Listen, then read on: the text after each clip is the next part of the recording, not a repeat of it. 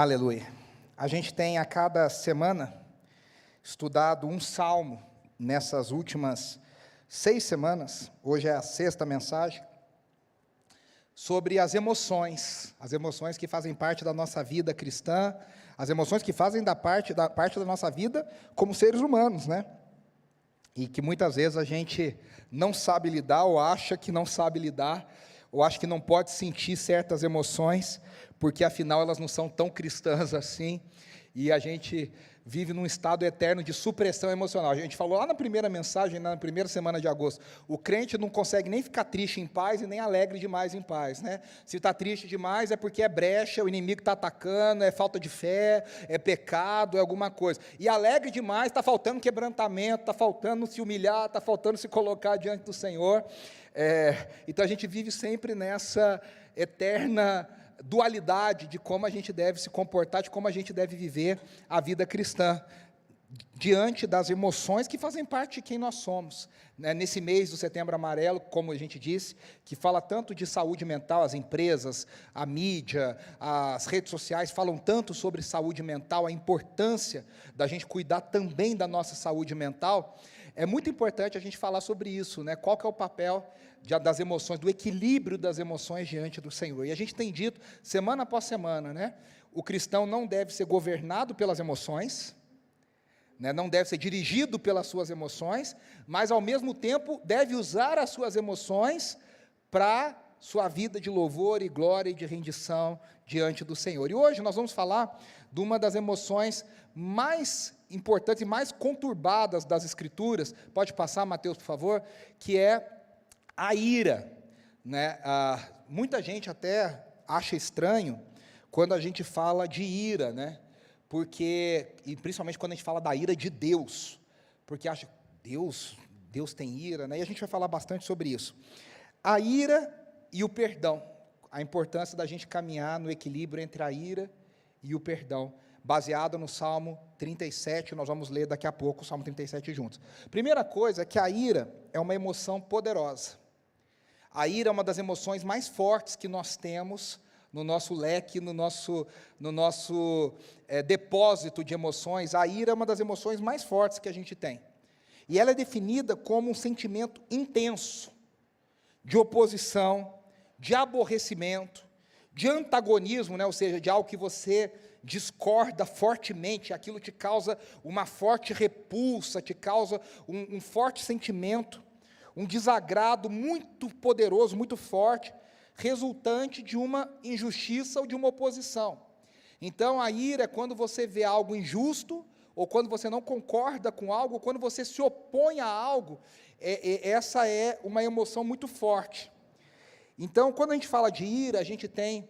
Tiago, obrigado. A gente tem vários sentimentos associados. A gente tem vários sentimentos associados. Raiva, aquela violência, né, física. Tem gente que fica irado e a pessoa fica mais forte, né? A pessoa, às vezes, parece que ela descobre uma força. É a unção do Hulk, né? A pessoa fica irada, ela fica verde, ela rasga a camisa, ela fica forte, ela fica... Gente que fala assim, poxa, às vezes, né, a pessoa, no momento de raiva, ela bate, quebra uma coisa, a pessoa fala, pô, nem sabia que eu tinha força para quebrar isso.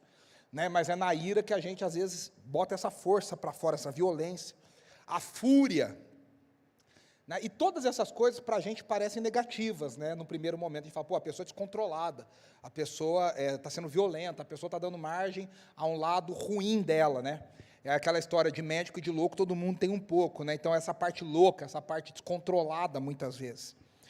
E a ira é uma emoção que, quando mal direcionada, ou quando mal processada, ou quando mal vivida, ela pode causar danos muito sérios.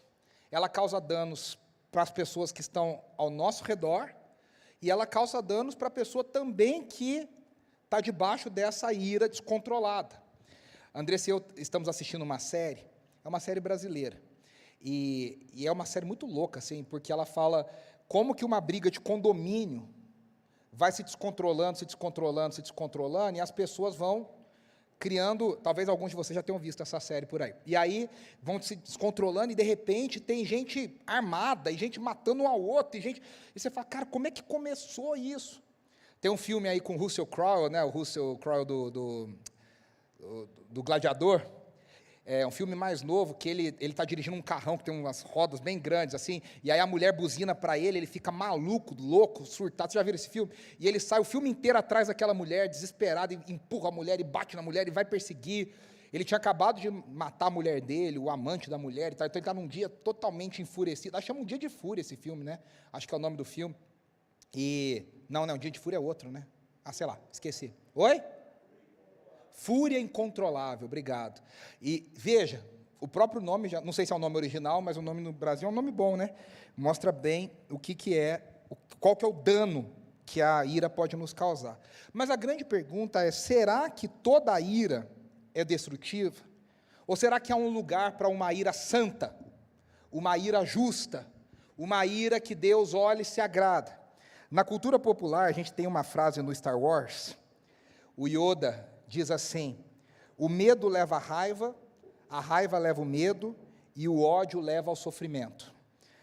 O Yoda fala isso lá no Ameaça Fantasma, um filme de 1999. Só que, embora a gente seja difícil discordar do Yoda, né, a ira e o ódio são duas coisas diferentes.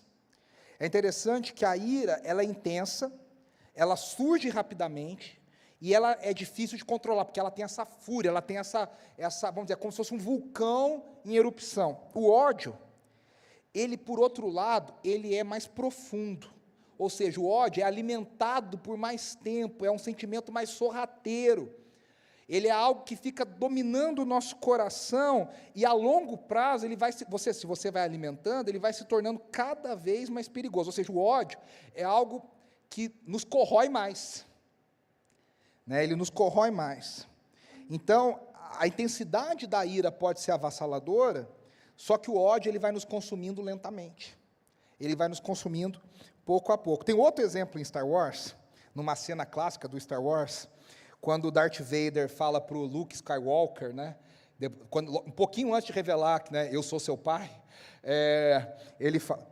De novo, isso não é spoiler, porque já tem mais de 20 anos. Eu sempre falo, minha regra é a seguinte, tem mais de 20 anos, não é spoiler. Não tem como ser spoiler depois de 20 anos. Não viu? Desculpa. O Darth Vader fala para o Luke Skywalker assim, você está controlando o seu medo. Agora, libere a sua raiva. Só o seu ódio poderá destruir-me. Olha que coisa. Lembre-se no Star Wars que o Darth Vader sempre quer trazer o Luke para o lado negro da força, o dark side of the force. Então, ele quer trazer ele para o lado oculto da força. Então ele fala, solta o teu...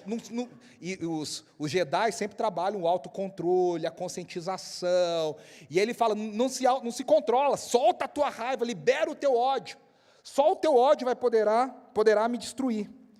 Então, o Star Wars tem uma coisa muito legal, que ele nos lembra, assim o Senhor dos Anéis também, Nárnia também, essas grandes histórias são muito legais, porque elas nos mostram o poder das emoções. E no Star Wars, principalmente da ira, A ira move exércitos, a ira move a guerra, a ira faz com que as pessoas se mobilizem. Quantos treinadores de futebol, muitas vezes, usam a ira para inspirar os seus times a fazer algo? Eu não sei se vocês já assistiram, tem uma série muito legal no Netflix, chamada The Last Dance, que é a série do Michael Jordan, contando a carreira do Michael Jordan, principalmente os 6 títulos dele na NBA. E aí tem uma hora lá que um dos companheiros dele fala assim, jogar com Jordan era impossível. No time dele era impossível. Contra, não existe. Mas no time dele, a gente conseguia 1, 2 temporadas, mais que 2 você fica maluco.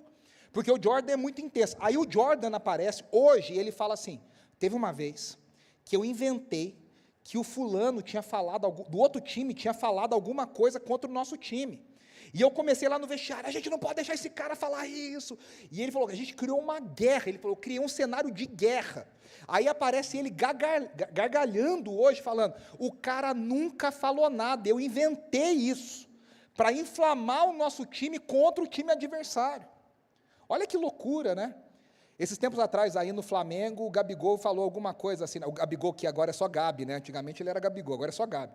Ele falou assim, lá não sei o que, aqui é o inferno, né? Então ele criando esse ambiente de guerra, porque isso motiva muita gente. Né?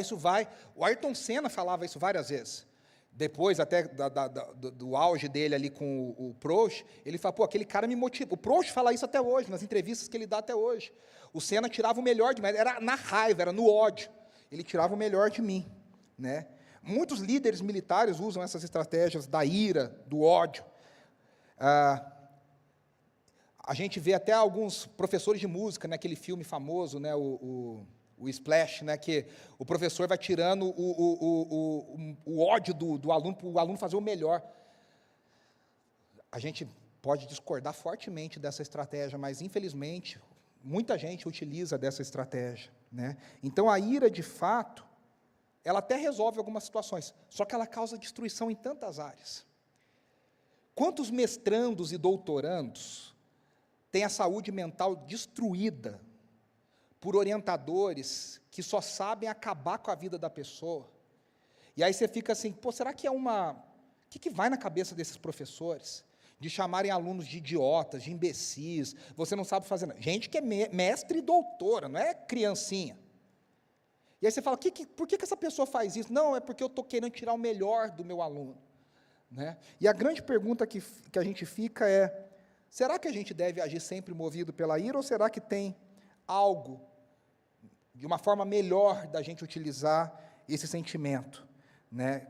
Que tipo de ira eu posso utilizar para o bem? Porque muitas vezes a ira, o ódio são usados para manipular, são usados para fazer algo que eu quero. É interessante que Paulo coloca a ira de duas formas. Em algum momento das suas cartas ele diz, não se coloque o sol sobre a sua ira, dando a entender que o pecado não é se irar. O pecado é você focar na ira, é você dar lugar à ira. Paulo dá a entender o seguinte, que irar-se é uma coisa involuntária, faz parte do ser humano.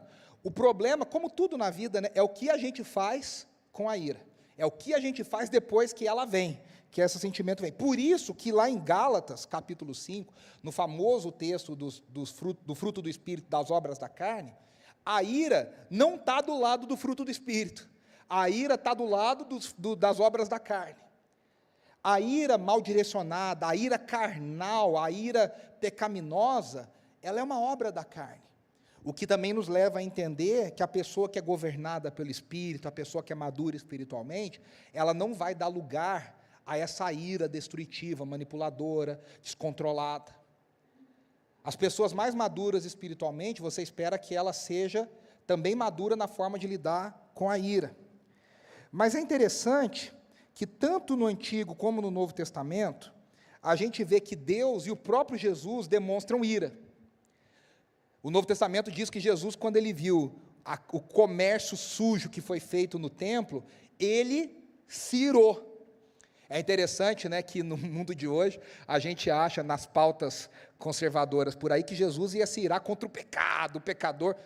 Jesus nunca se irou com o pecado, com o pecador. Ele condena, ele vai contra, ele diz para a pessoa não pecar, mas ele age com graça e com misericórdia diante do pecado e do pecador.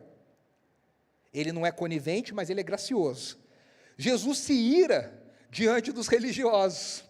Jesus demonstra sua ira santa, e claro, Jesus não pecou, ou seja, a gente pode inferir que Jesus, tendo se irado, não pecou, porque a ira dele foi uma ira santa. Qual que é o padrão aqui? Primeira coisa que a gente já pode dizer, né?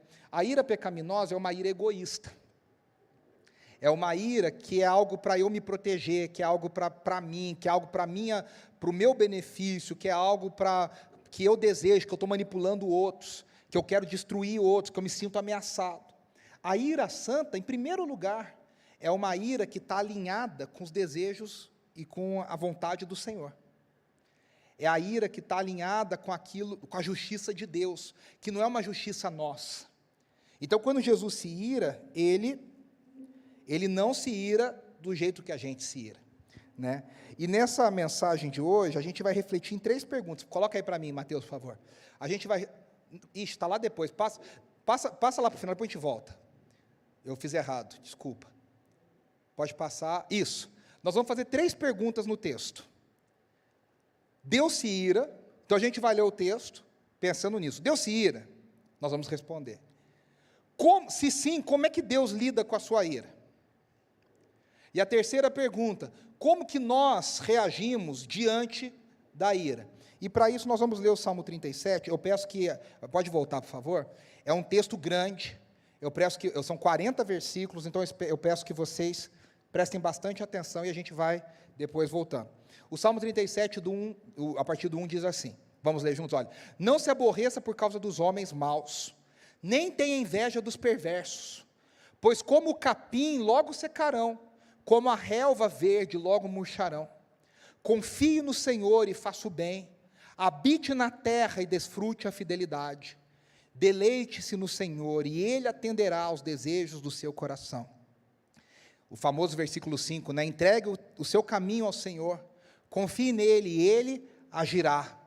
Ele fará a sua justiça brilhar como a alvorada, e a sua causa como o sol do meio-dia.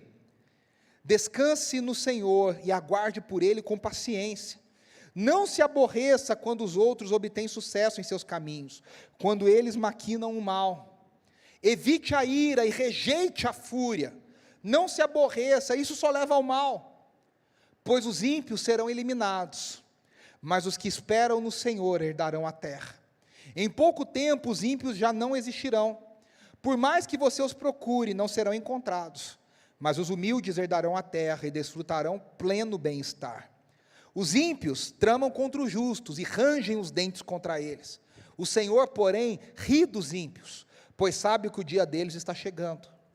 Os ímpios desembanham a espada e preparam o arco para abater o necessitado e o pobre, para matar os que andam na retidão.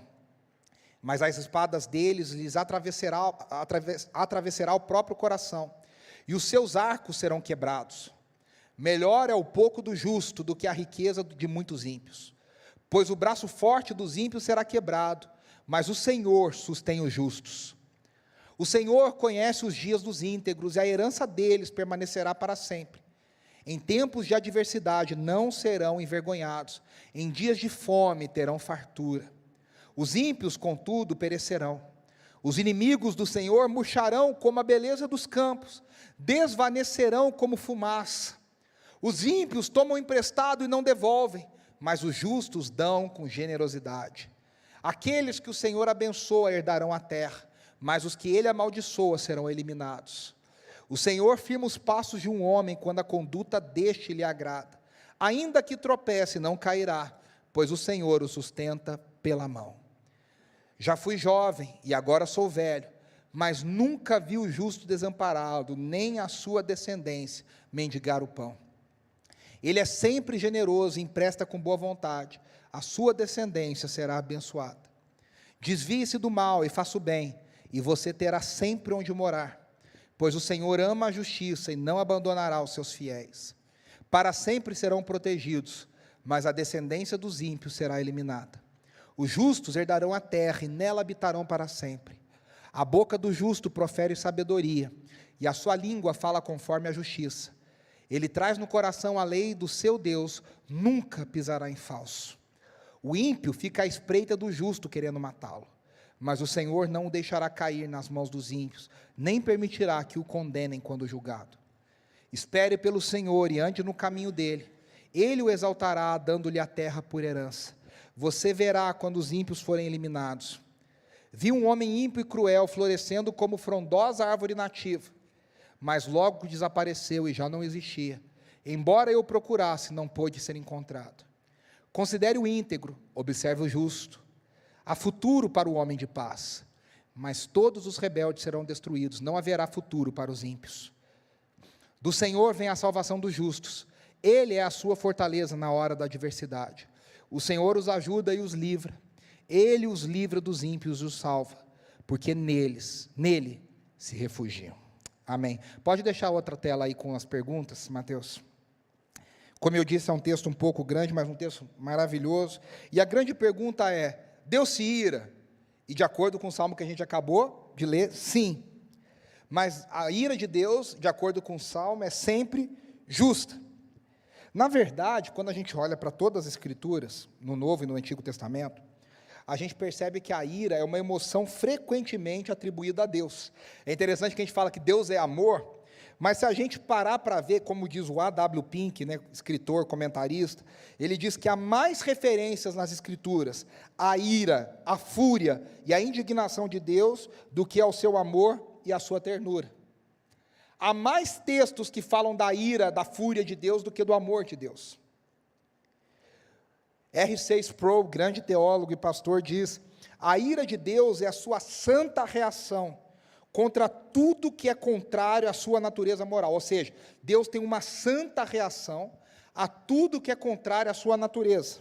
Ou seja, o Deus que é bom se ira contra o mal. O Deus que é santo se ira contra o pecado. O Deus que é justo se ira contra a injustiça. Deus não é passivo em relação ao mal. Ele reage de maneira justa. E a reação de Deus à violência, à injustiça, é chamada de ira. John Stott, o grande pastor inglês, diz: a ira de Deus não é a explosão de um temperamento irracional, como muitas vezes é o nosso.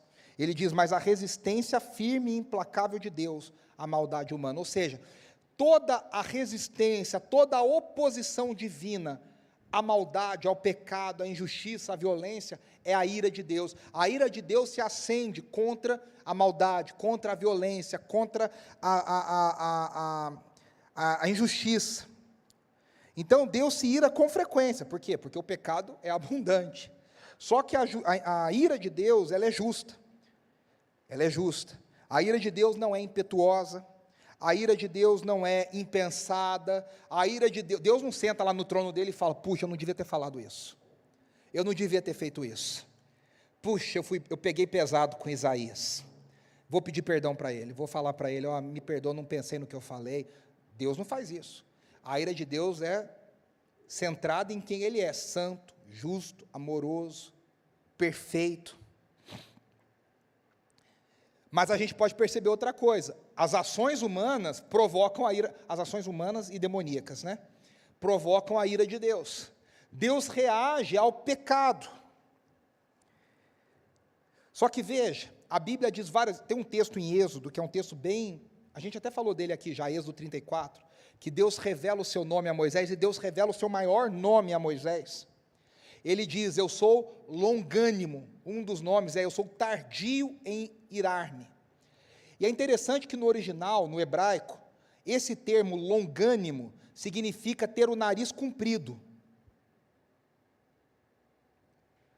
Por que é isso? Que a ideia é da pessoa que respira antes de agir. Sabe quando a gente fala assim, conta até 10, aquela ideia de respira. Tem até um exercício, né, que os psicólogos, os terapeutas fazem, né? Quando a pessoa tem muito ataque de raiva, ataque de ira, a pessoa fala: ó, você vai aprender a respirar. Você vai respirar de um jeito para se controlar. O texto no hebraico diz que Deus tem um nariz comprido, ou seja, ele demora, o ar demora para passar no nariz de Deus. Ou seja, Deus não age impulsivamente. Primeiro, Deus não é pego de surpresa. Segundo, Deus não tem insegurança nele. Porque muitas vezes a gente age com ira porque a gente é inseguro, a gente é medroso, a gente não quer perder a nossa postura, o nosso lugar. Deus não tem insegurança. Então a ira de Deus, ela é tardia, ou seja, ele demora para se irar. E tem uma outra coisa: a ira, enquanto a nossa ira surge com facilidade, a ira de Deus é lenta, controlada e, além de tudo, ela passa rápido. Ela demora para chegar, mas ela se vai rápido. No versículo 13 do texto, aqui que a gente leu do Salmo 37, diz assim: o Senhor ri dos ímpios, pois sabe que o dia deles está chegando. Ou seja, Deus sabe o que está acontecendo. Deus está vendo, Deus sabe todas as coisas, mas Ele não se desespera, porque Ele tem um plano traçado. Deus ri porque Ele sabe que qualquer coisa que é feita contra Ele está sujeita a cair. A sua justiça virá no tempo certo. A sua justiça virá no tempo certo. O texto de Romanos 1,18 fala assim, o apóstolo Paulo diz, a ira de Deus se revela do céu, contra toda impiedade, contra toda injustiça. Agora veja, a ira de Deus não se revela quando eu quero, quando eu acho, quando eu falo, ó Deus, queima esse povo aqui, que esse povo... Não, a ira de Deus se revela, graças a Deus, porque se revelasse contra todas as vezes que a gente fica nervoso com alguma coisa, já não sobraria nada. A ira de Deus se revela no tempo dele e do jeito dele. Segunda coisa, como é que Deus lida com a sua ira? A gente já falou, Deus lida com a sua ira de maneira justa e controlada. O Salmo 37, no 9 e 10, fala assim, os ímpios serão destruídos, mas Deus aguarda o tempo certo para agir. Deus tem um momento certo, a hora certa. Ele é tardio em irar-se. Jonathan Edwards, o maior teólogo norte-americano, diz assim, o arco da ira de Deus está armado, e a flecha está pronta na corda. A justiça mira o seu coração para atirar a flecha no momento determinado por Deus. Esse aqui é o famoso sermão de Jonathan Edwards, chamado Pecadores nas mãos de um Deus irado. Foi o sermão que ele pregava lá em 1700 e pouco, enquanto ele lia o sermão. Edwards era tão tradicional e tão quadradinho que ele lia o sermão dele. Enquanto ele lia o sermão, as pessoas começaram a gritar no meio da congregação, porque elas começaram a ter visão de que o inferno estava se abrindo e puxando as pessoas para baixo. E ali começa um avivamento chamado Primeiro Grande Despertamento da América. E ele diz isso, né, nesse sermão. A justiça, a flecha da justiça de Deus já está mirada, e Deus, no tempo certo, Ele solta. Deus oferece o tempo para o arrependimento. É interessante que muitas vezes a gente é como Jonas, né? Deus fala, vai pregar para Nínive. E Jonas, é interessante, o livro de Jonas é maravilhoso, porque Jonas não quer ir para Nínive, porque ele sabe que o povo vai se arrepender e que Deus vai aceitar o arrependimento. Então ele, como um homem de Deus, ele acha que aquelas pessoas não merecem o perdão de Deus. Quantas vezes eu e você olhamos para a sociedade hoje em dia, e a gente acha que tem pessoas na sociedade que não merecem se arrepender. A gente escuta que algumas pessoas se converteram, e a gente fala, será? Porque na verdade a gente acha que aquela pessoa não é tão boa quanto nós e não merece o perdão de Deus. A gente acha dos nossos tronos e dos nossos palanques, que aquela pessoa nem merece ser perdoada. A gente fala, não vou nem pregar, porque vai que ela se arrepende, Deus é bonzinho, Deus vai aceitar. Então Jonas, e ele vai, né, depois, e o que acontece? A cidade, Nínive, era uma das cidades mais terríveis do mundo. Era gente sanguinária, era gente violenta, era gente da pior espécie. Ele prega de má vontade. Ou Jonas foi o maior pregador da história da humanidade, ou Deus estava agindo muito poderoso, porque ele prega assim, eu imagino Jonas pregando lá, acho que ele nem abria a boca. Ele fala assim, se arrependa que está chegando o reino, que ele não queria que as pessoas ouvissem. Ele pregando de má vontade, a cidade inteira se converte, se arrepende, se humilha, se coloca em panos de saco. E Jonas, ao invés de ficar feliz, aí que ele fica mais triste. E ele fala, eu sabia que se eu pregasse e as pessoas se arrependessem, o Senhor ia perdoar. Quantas vezes a gente se coloca no lugar de Deus, no lugar de Jonas, e acha que a gente decide quem Deus deve perdoar e quem Deus não deve perdoar. Quem merece o perdão de Deus e quem não merece. Quem é digno da pregação e quem não é. A grande certeza que nós temos é o seguinte, Deus até demora para se irar, mas Ele nunca vai deixar a maldade impune. Ele nunca vai deixar que o pecado domine, Ele nunca vai deixar a injustiça sem resposta. Só que é no tempo dEle. E aí nós temos uma imagem na Bíblia, que é o cálice da ira de Deus. Apocalipse fala muito sobre esse cálice. O Antigo Testamento fala sobre esse cálice nos textos de Isaías, no texto de Jeremias. Isaías 51, 17, Jeremias 25, 15, depois você pode ler. E qual que é a ideia do cálice da ira de Deus? É um copo, é uma taça, em algumas versões traz taça, que a ideia é que aquilo vai enchendo, vai enchendo, vai enchendo, vai enchendo, e uma hora aquilo vai transbordar. E na hora que transbordar, as nações vão receber a punição pelos seus pecados. A imagem de Apocalipse é a imagem de que um dia a Babilônia, que representa toda a oposição ao reino de Deus, ela vai ser derrubada, ela vai ser destruída. A Babilônia não vai subsistir, Deus vai derrubar a Babilônia. A Babilônia será punida. A gente cantou isso aqui, que ruja o leão, é a ideia de que um dia Jesus vai levantar o seu poder, a sua voz sobre as nações da terra, e ele vai tomar o seu trono, e ele vai destruir todos os seus inimigos. É interessante que, da perspectiva do Novo Testamento, Jesus fala sobre o cálice. Ele fala: Senhor, se for possível, passa de mim esse cálice. O que significa que naquele momento Jesus bebeu por mim e por você, e por todos aqueles que já foram ou serão alcançados pelo seu nome e pelo seu sangue. Ele toma a ira de Deus, que era minha e que era sua. Por isso que a gente viu lá em Romanos 8, quando Paulo abre Romanos 8, 1, ele diz: já não há condenação para os que estão em Cristo, ou seja, Cristo já experimentou toda a condenação, Jesus já experimentou da ira, Jesus já experimentou da justiça de Deus nele, para que eu e você não precisássemos experimentar. O John Piper, grande pregador e escritor, diz: o cálice que Jesus bebeu no Gólgota era o cálice da ira de Deus. Esse é o cálice que todos nós merecemos beber, mas que Jesus em nosso lugar tomou para si. Ele bebeu cada gota até o fim, para que não sobrasse nada para nós. Terceira pergunta: diante de tudo isso, como que a gente lida, como é que a gente reage diante da ira? Como é que a gente lida com a nossa ira? E aqui eu quero citar C.S. Lewis, um dos escritores mais brilhantes de todos os tempos. E Lewis tem um livro chamado Lendo os Salmos com C.S. Lewis, e ele diz assim, que os salmos muitas vezes expressam uma sede humana de vingança. É interessante que na hinologia pentecostal, no cancioneiro pentecostal, alguém aqui já foi de igreja pentecostal? Assim, já, né, na hinologia pentecostal, tem muita música que fala de vingança. Por quê? Porque as pessoas geralmente são pessoas de classes sociais mais baixas, que sofrem muito, que já sofreram muito na vida, que são oprimidas pelo sistema, pela elite. Toda a gente acredita nisso, a gente entende isso. Só que aí elas falam: então o Deus do céu vai me dar a vingança. Tem a famosa música, né? Quem te viu na prova e não te ajudou. Aí tem um erro de português gritante que fala: quando ver você na bênção, vão se arrepender.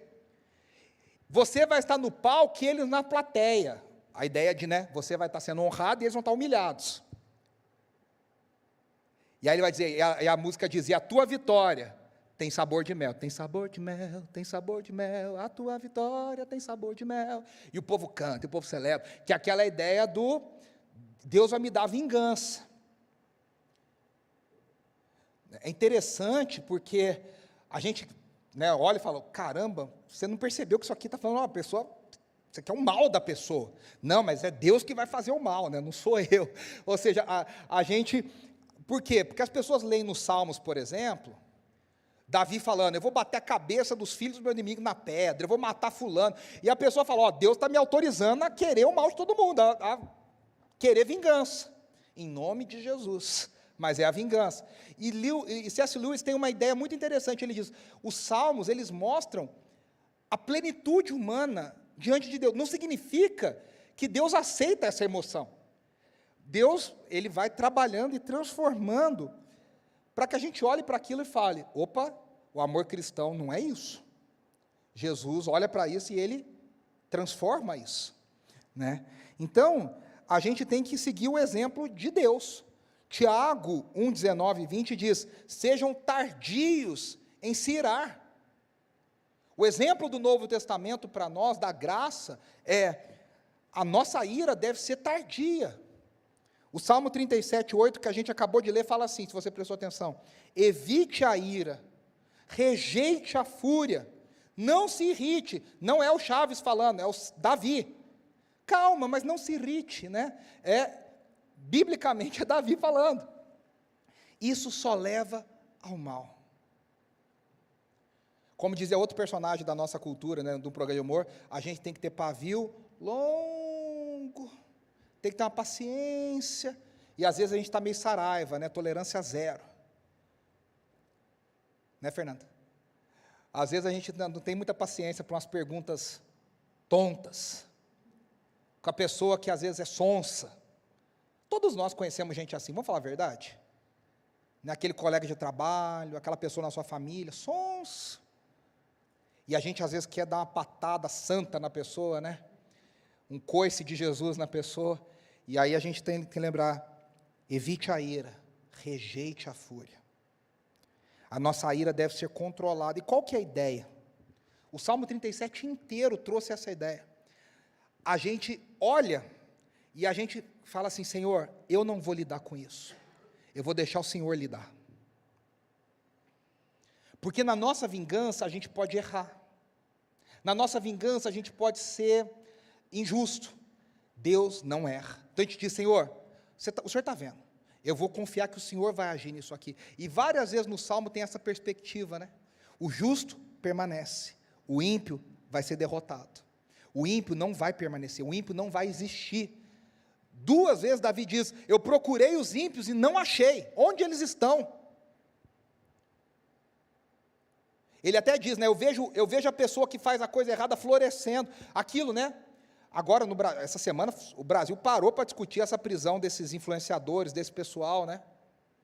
Eu cheguei para comprar frango na padaria, estava lá, 2 atendentes. Nossa, você viu, a fulana foi solta. Ai, mas o jogo do tigrinho, ai, não sei o que. Porque é isso que as pessoas estão perdendo dinheiro, as pessoas estão perdendo a vida com essas coisas.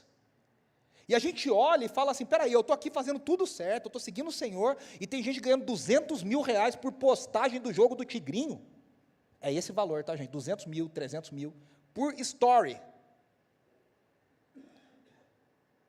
Poxa, não é possível. No Brasil, quem faz tudo errado se dá bem. A gente não precisa ir muito longe para pensar nisso. No nosso país, que às vezes a injustiça compensa, mas a gente precisa entregar nas mãos do Senhor com a certeza de que um dia essas pessoas vão pagar diante do Senhor, não diante da gente. Que não cabe a nós decidirmos a quem Deus pune, quem Deus ama e quem Deus salva. Está na mão de Deus. E a gente descansa o coração naquilo que Deus vai fazer. A gente diz, agora, olha, Mateus, passa para mim, para o próximo slide. Olha os verbos do Salmo 37, que nos ajudam a entender, eu quero encerrar com isso aqui. Como que a gente deve lidar com a nossa ira? Primeiro verbo, não se aborreça, a expressão, não se aborreça, ou seja, não deixe que a ira consuma você.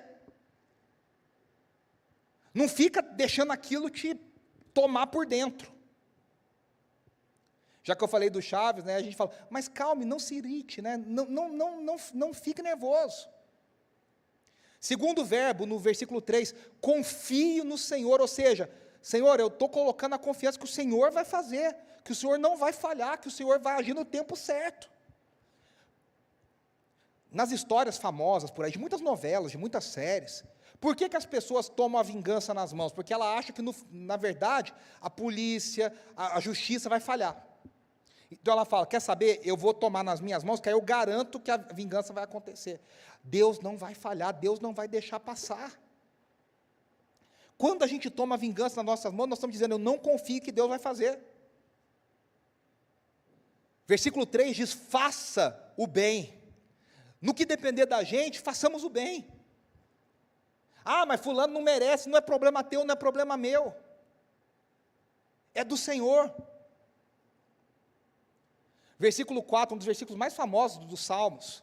Deleite-se no Senhor, ou seja, a tua alegria não está na pessoa ser vingada, você ser vingado.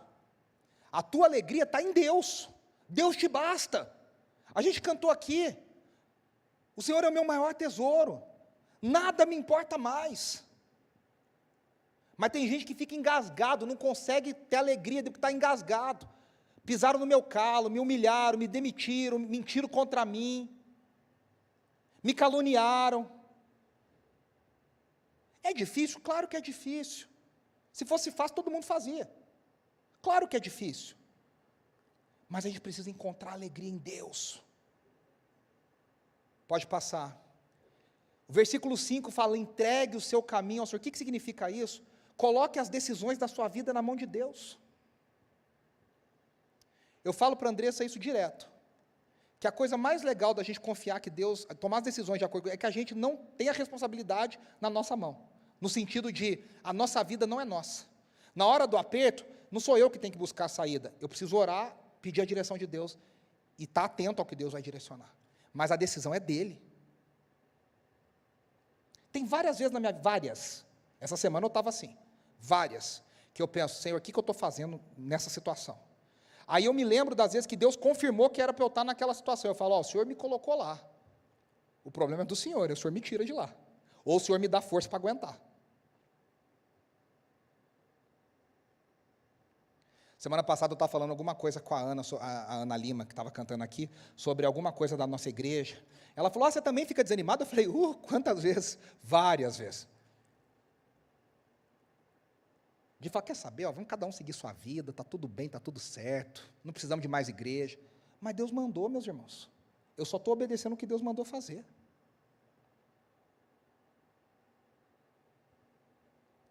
Aí vem de novo, descanse no Senhor. Além de encontrar alegria, a gente precisa descansar. Descansar é um verbo forte, significa colocar na mão dele. Eu não sei quem aqui está acostumado a dirigir, o motorista é um péssimo passageiro, Aí fica do lado Angélica? Eu vi o olhar aí. Henrique? Deixa Deus falar. Eu lembro que vocês contaram. O motorista é um péssimo passageiro. Por isso que, geralmente, o marido não pode ajudar a esposa a aprender a dirigir, essas coisas, não dá certo. Pai e filho, não dá certo essas coisas. Que fica, meu Deus, o bom motorista não descansa do lado do passageiro. Fica ali toda hora ligado. Eu em avião não durmo, é muito difícil eu dormir em avião. Aí eu fico pensando, o que eu vou ajudar também, Se acontecer alguma coisa, o que eu vou resolver? O que eu vou fazer? Tem um por aí que falou que, calma, eu estou aqui, o helicóptero não vai cair, mas eu não sou ele. Eu não vou fazer isso. A gente tem que descansar. Eu fico com uma inveja de gente em avião que dorme, assim, de babar. E o avião está lá dando aquelas turbulências, eu estou desesperado, eu estou lá, Senhor, tem misericórdia, Senhor, tem misericórdia. E a pessoa está dormindo, descansando. A gente precisa descansar no Senhor. Nas turbulências da vida, a gente tem que descansar no Senhor. E aí o versículo 7 diz, espere no Senhor. Ou seja, o tempo é dele, a hora é dele, o jeito é dele. Aí o 8, a gente já falou, evite a ira. Evite a ira, ou seja, no que depender da gente, rejeite. No que depender da gente, não coloque o sol, não coloque o foco, não coloque luz sobre a sua ira. No mundo de hoje, nas redes sociais, gente, tem veículo sério no Brasil, que agora virou página de fofoca. Aí, a vida dos outros hoje é ganha assim. O Fernando trabalha com isso, sabe disso. A vida, tipo assim, a vida dos outros hoje, no mundo digital, estou dizendo. O mundo hoje é assim. A página coloca, você viu que fulano falou do ciclano? Fulano comentou na foto do Beltrano. Aí você fala, quem que tem tempo para ficar olhando o que o outro comentou na foto do outro?